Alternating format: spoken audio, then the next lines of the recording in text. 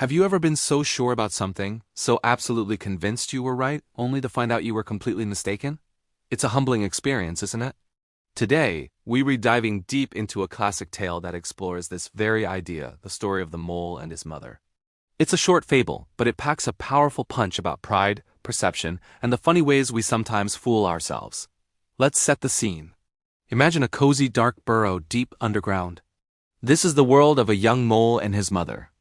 For the little mole, this network of tunnels is his entire universe. It's safe, it's familiar, and it's all he's ever known. Now, as you probably know, moles aren't exactly famous for their amazing eyesight. They spend their lives in the dark, so their other senses, like touch and smell, are far more developed. Our story begins with a bold declaration from the little mole. He scurries up to his mother, his whiskers twitching with excitement and a hint of defiance. He says, "Mother, you always tell me I'm blind, but you're wrong. I'm absolutely sure I can see." Now, imagine you're the mother mole. You know the reality of your species.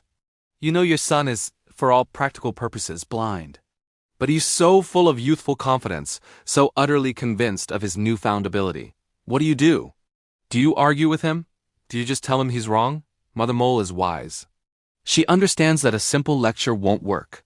Sometimes the best lessons are the ones we learn for ourselves. She decides to put his claim to the test, but in a very clever way. She sees this as a teaching moment, a chance to guide her son toward a little humility without crushing his spirit. So she doesn't scold him or laugh at him.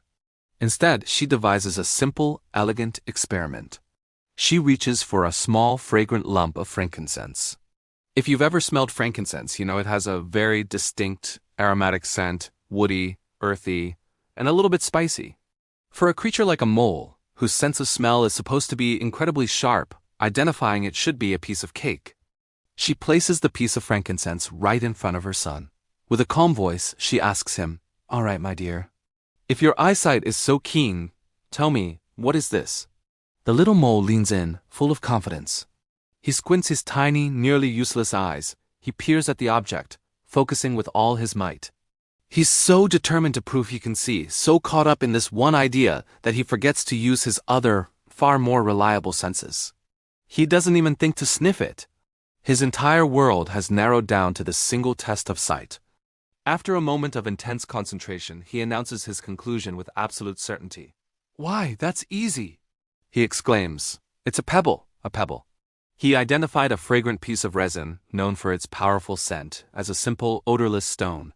In his eagerness to prove his sight, he failed the most basic test of his strongest sense. His mother looks at him, not with anger, but with a kind of gentle sadness. Her response is the heart of the entire story. She tells him, "Well, my son, I'm afraid this proves not only that you are blind, but that you've lost your sense of smell as well." Ouch. That's a double blow. He set out to prove he had a sense he lacked, and in the process, he demonstrated that he wasn't even using the powerful sense he actually possessed. The moral of the story is simple but profound. When you boast about having a skill you do and possess, you often end up looking foolish in more ways than one. The little mole's pride in his imaginary eyesight made him blind to his real strengths. So let's unpack this. Why is this story so timeless? Because we've all been the little mole at some point in our lives, haven't we? We get an idea in our head about who we are or what we can do. We become so fixated on proving a particular point that we lose perspective. This is what psychologists call confirmation bias. We look for evidence that supports our beliefs and ignore everything that contradicts them. The little mole believed he could see.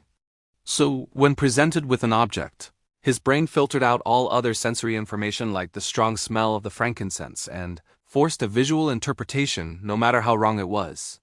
He saw what he wanted to see, a shape that to his weak eyes resembled a pebble. This story is a brilliant metaphor for the Dunning-Kruger effect, a cognitive bias where people with low ability at a task overestimate their ability. The less you know, the less able you are to recognize how little you know. Our little mole has zero ability in the seeing department, which leads him to have boundless confidence in it. He doesn't know what he doesn't know. His mother, on the other hand, represents wisdom and reality. She knows her son's limitations, but she also knows that the most effective teacher is experience. Her clever test wasn't designed to humiliate him, but to help him discover the truth for himself. By failing so spectacularly, the little mole gets a dose of reality that no amount of nagging ever could have provided. The story also warns us about the dangers of misplaced focus. The mole actually had a superpower: his incredible sense of smell. In the dark, underground world, that's far more valuable than sight. But he was so busy trying to be something he wasn't, that he completely neglected his true gift. How often do we do this in our own lives? We see someone on social media who's a brilliant painter and we think, I should be a painter, even if our real talent lies in writing or mathematics. We compare our weaknesses to other people's strengths and feel inadequate. We spend so much energy trying to fix our perceived flaws that we forget to nurture our actual talents. Imagine if the little mole had said, "Mother, my sense of smell is so amazing. I bet I can identify anything in this burrow with my eyes closed." He would have been a hero. He would have been celebrating his genuine strength. Instead, his pride led him down a path of delusion. The final line from the mother is what truly elevates this from a simple story to a profound lesson. You've lost your sense of smell as well. This highlights the collateral damage of pride. When you're pretending to be something you're not, you start to lose touch with who you actually are. The effort of maintaining the facade can be so all-consuming that your real skills atrophy from neglect. Think about it in a professional context. Someone might boast about their public speaking skills, a pebble they think they see, while completely neglecting their brilliant data analysis abilities, their frankincense.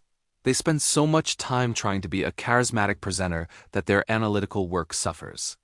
Their pride in a weak area has caused them to lose their edge in a strong one. This fable is a call for self-awareness.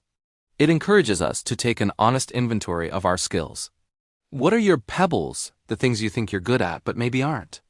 And more importantly, what is your frankincense, your true, undeniable strength that you might be taking for granted? True confidence doesn't come from boasting about imaginary skills. It comes from knowing your strengths, accepting your weaknesses, and understanding the difference between the two. The wise person doesn't pretend to be an expert in everything. They know where their talents lie and they lean into them. They also know when to say, I don't know, or I'm not good at that, and that is a superpower in itself. The little mole's journey is one from arrogant ignorance to, hopefully, humble wisdom. We don't see what happens next, but we can imagine he went away feeling pretty silly, and that's okay. Sometimes feeling a little foolish is the first step toward becoming a lot wiser. He learned a valuable lesson. Focus on what makes you unique and powerful, rather than chasing an illusion. Don't be so busy trying to see that you forget how to smell. So the next time you feel the urge to boast, take a moment. Ask yourself, am I talking about a real strength? Or am I just trying to convince myself and others that I can see a pebble, when there's a world of frankincense right under my nose? Embrace your inner mole, the one with the amazing sense of smell, not the one with the delusions of sight. Thank you so much for joining me on this deep dive into a classic fable. If you enjoyed this analysis, don't forget to like, subscribe, and hit that notification bell so you don't miss our next video. What are your thoughts on the story? Let me know in the comments below.